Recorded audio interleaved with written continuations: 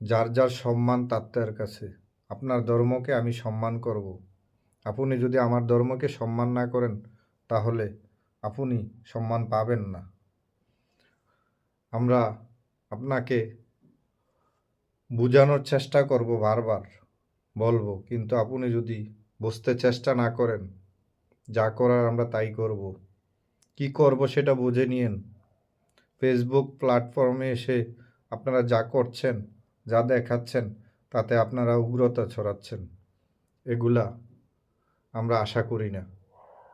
আর সন্ত্রাসী কার্যক্রম যারা করে, তারা কখনো কোনো ধর্ম বা কোনো গোষ্ঠীর হতে পারে না।